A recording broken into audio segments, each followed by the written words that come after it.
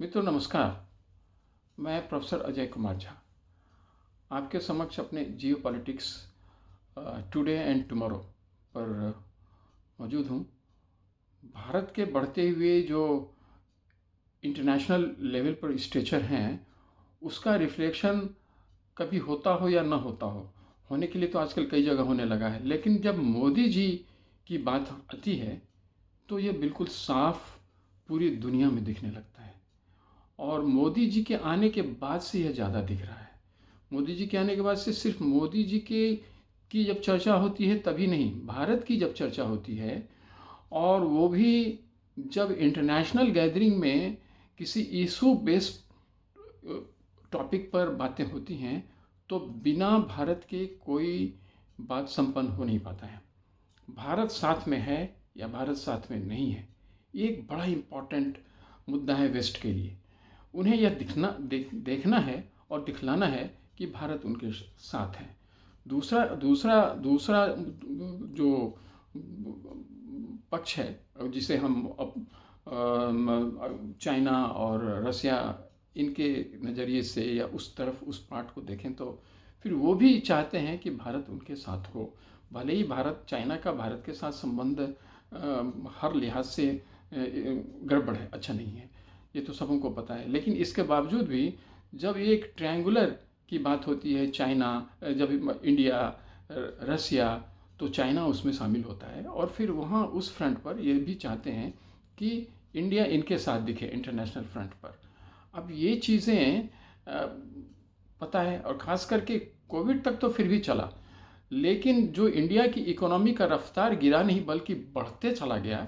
और जबकि सारी दुनिया में जो इकोनॉमिक क्राइसिस होने शुरू हो गए, भारत उससे बचा रहा। एक ये मुद्दा, कोविड को जिस तरह से भारत ने हैंडल किया था दूसरा मुद्दा, और यूक्रेन की लड़ाई को भारत जिस तरह से हैंडल कर रहा है और अपने हिसाब से इंटरनेशनल पॉलिटिक्स में जिस तरह से चीज़ों को मोड़ता हुआ तोड़ता हुआ आगे बढ़ता जा रहा है, अपने पक्ष में करता हुआ, वो भी एक बड़ा कारण बन गया है भारत के स्टेचर को सीधे सीधे तौर पर दुनिया में प्रदर्शित होने का।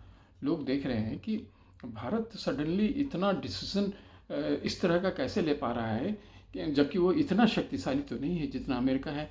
डिफेंस के मत का जहाँ तक मसला हो, स्पेस का भी मसला हो, या फिर रसिया जितना पावरफुल है, जितना पावरफुल चाइना है, इकोनॉमी की ही बात हो जाए या किसी दूसरे फ्रंट पर बात हो जाए, भारत उस तरह से तो अभी हुआ नहीं है, होने की राह पर है और उसमें भी अभी विलम्ब है। उस लेवल तक आना काफ़ी समय लगेगा।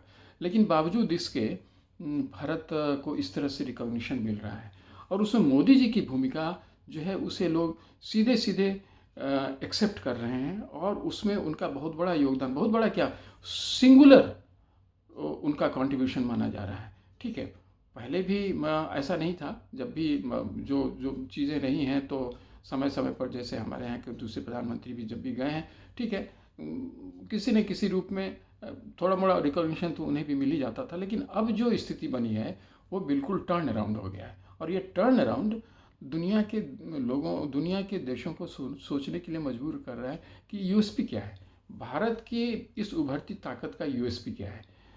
तो मुझे लगता है कि इसका सबसे बड़ा यूएसपी है भारत का मानवीय चेहरा, जिसे प्रधानमंत्री जी ने, मोदी जी ने दुनिया के सामने रखने की कोशिश की है। मानवीय चेहरा, ये एक अकेला ऐसा मुद्दा है जिसे दुनिया के किसी पावरफुल कंट्री ने उस तरह से नहीं रखा जैसे मोदी जी रख रहे हैं, और रख ही नहीं रहे हैं, कर रहे हैं। रखने के लिए तो यूनाइटेड स्टेट्स में उससे बड़ा और कौन होगा। जितनी दुनिया भर की ह्यूमैनिटी की बातें उनसे तो सुन ही सकते हैं हम लोग, लेकिन वह करता क्या है, करता किस तरह है और किस कीमत पर है, ये इम्पोर्टेंट है। वहाँ बाकी देश परेशान होते हैं, भारत के करने से लोग परेशान नहीं होते हैं, लोगों को ताकत मिलती है, संबल मिलती है।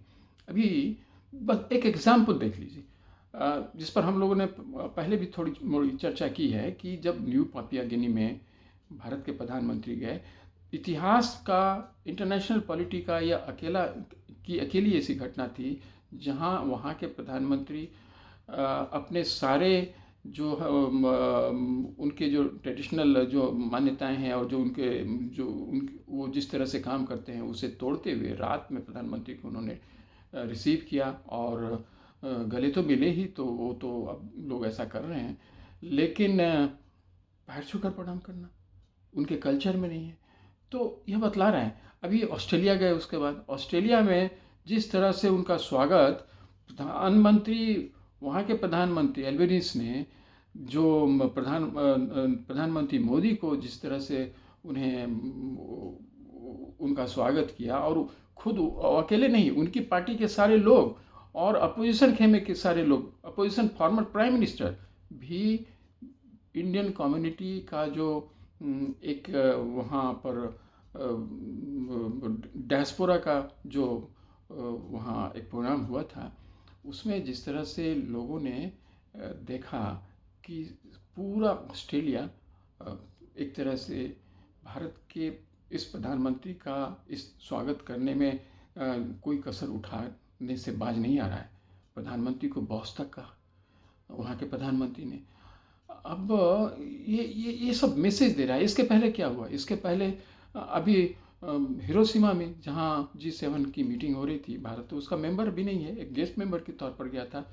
बाइडेन अमेरिकन प्राइम मिनिस्टर अपने मंच से उठ करके आकर के इनसे मिलते हैं। देखिए, छोटी बातें दिखती होंगी, लेकिन इंटरनेशनल पॉलिटी में ये सब चीज़ें, उनके मूव्स, मैनर्स, बिहेवियर या तरीका, कैसे आप बातों को रखते हैं, ये पावर का रिफ्लेक्शन होता है, या पावर का को दर्शाता है कि कौन कितना पावरफुल है और किस तरह से बिहेव करता है। अमेरिकन प्राइम मिनिस्टर का इंडिया के प्राइम मिनिस्टर से अपने मंच से उतर करके आकर के मिलना, हाथ मिलाना, बातें करना, और एक वक्त पर यह भी कहना कि आप इतने पॉपुलर हैं कि आप जो जून में अमेरिका आ रहे हैं, तो आपकी पॉपुलैरिटी को देख करके मैं भी हैरान हूँ, और मैं समझता हूँ कि आप कैसे ऐसा कर पाते हैं। अगर हो सके तो आप मुझे अपना ऑटोग्राफ भी दे दीजिए।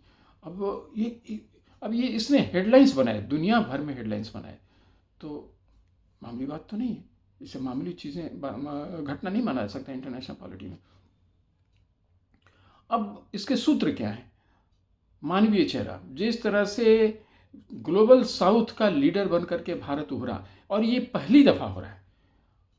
हम लोग धर्मनिरपेक्ष, हम लोग वो नॉन अलाइनमेंट की राजनीति करते रहे, वो तो नेहरू जी के समय में भी हो रहा था, और अभी भी जो हो रहा है उसमें ऐसा लग रहा है कि भारत नॉन अलाइंड है, लेकिन नॉन अलाइंड बहुत ही उस तरह से नहीं है जैसे पहले था। आज एक पावरफुल कंट्री के रूप में किसी से अलाइन नहीं है, और तब एक कमज़ोर कंट्री के रूप में वो किसी से अलाइन नहीं था। दोनों में फंडामेंटल फ़र्क है। वैसे तो व्याख्याएं किसी भी तरह से की जा सकती हैं, मैं उस पर ज़्यादा बात नहीं करूँगा, लेकिन स्थिति यह है कि आज अगर नॉन अलाइंड है तो आज एक पावर सेंटर के रूप में, तब यह पावर सेंटर के रूप में नहीं था। अमेरिका, रसिया जो भी चाहता था, जैसे चाहता था, भारत से करवा लेता था, करवा सकता था। आज वो स्थिति नहीं है। भारत अपने टर्म पर बातें करता है। अब कई बार ऐसी बातें होती हैं जहाँ साधारण से छोटे कंट्री के लिए भी कई नेगोशिएशंस करने पड़ते हैं, जहाँ तो वहाँ अगर नेगोशिएशन भारत भी अमेरिका के साथ कर रहा है, वेस्ट के साथ कर रहा है, या रसिया और चाइना के साथ कर रहा है, तो ये तो इंटरनेशनल डिप्लोमेसी का वो बेसिक फंडा है, आप उसका फंडामेंटल मान सकते हैं, तो वो तो रहेगा ही, वो इशू नहीं है। तो अब भारत को ग्लोबल साउथ के लीडर के रूप में उभरता देख, और भारत उसमें वो दुनिया के हर एक देश को, चाहे वो डेवलप कंट्री हो, आज डेवलप कंट्री को भी, वेस्टर्न कंट्री को, इंडिया रूस से जो भी तेल आयात करता है उसको रिफाइन करके जब वेस्टर्न कंट्रीज के, यूरोप का देश, कई देश लेते हैं, तो फिर ये उनका डबल स्टैंडर्ड तो है, ऐसा नहीं है क्या? लेकिन वो लोग ले रहे हैं, इसलिए नहीं ले रहे हैं कि वो भारत पर कोई मेहरबानी करना चाहते हैं, बल्कि इसलिए कि उनकी ज़रूरत है, और भारत उसे जो इंटरनेशनल कॉन्टेक्स्ट में जो नियम है उसको तोड़ भी नहीं रहा है, उसको उसके हिसाब से चलते हुए एक प्रोडक्ट उन्हें दे रहा है जो लोग ले रहे हैं, और उसके बाद भी वो लोग क्रिटिसाइज भी कर रहे हैं। तो खैर वो सब तो चलता रहता है।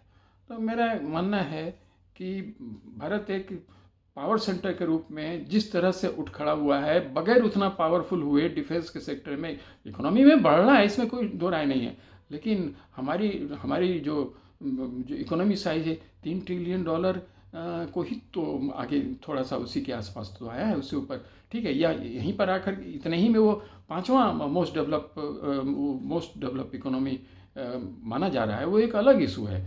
लेकिन अभी तो हमें 20 ट्रिलियन 23 ट्रिलियन वहाँ तक जाना है जहाँ तक अमेरिका पहले से है, और चाइना भी उसी के आसपास आ चुका है। तो वैसे में अभी हमारी जर्नी काफ़ी लंबी है, लेकिन इसके बावजूद हम एक पावरफुल कंट्री के रूप में रिकॉग्नाइज़ किए जाने लगे हैं पूरी दुनिया में। डिफेंस सेक्टर में हम काफ़ी पावरफुल हुए हैं पहले की तुलना में, स्पेस सेक्टर में हम काफ़ी पावरफुल हुए हैं, लेकिन हमारी यात्रा लंबी है। फिर भी अभी हम जिस तरह से रिकॉग्नाइज हो गए हैं पूरी दुनिया में एक पावरफुल कंट्री के रूप में, ये अनहोनी है, इसके पहले हुआ नहीं था। और आगे और भी बड़े सुपर पावर के रूप में हम डेवलप करेंगे, ये तो बिल्कुल साफ दिख रहा है। अगर मोदी जी सरकार में हैं तो ये होगा, और अगर दूसरे भी आएंगे तो भी इस रफ्तार को पीछे कर पाना अब थोड़ा मुश्किल होगा। लेकिन अगर ये रहेंगे तो चीज़ें बढ़ेंगी, ये दिख रहा है, इंटरनेशनल कम्युनिटी को दिख रहा है। इसलिए कई जगह लोग चाहते हैं कि भारत की शक्ति जो इनका समर्थन भी कर रहे हैं, वो अंदर ही अंदर कई बार ऐसा सुनने में आया है और सुना भी जाता है कि वहाँ अंदर से कुछ कुछ खिलाफ देश के काम भी होता है। लेकिन वह सब चलता रहता है इंटरनेशनल पॉलिटिक्स में, उसमें कोई बड़ी बात नहीं। तो बस इतना कह के मैं विराम देता हूँ। Please subscribe my channel, like my channel and share my channel.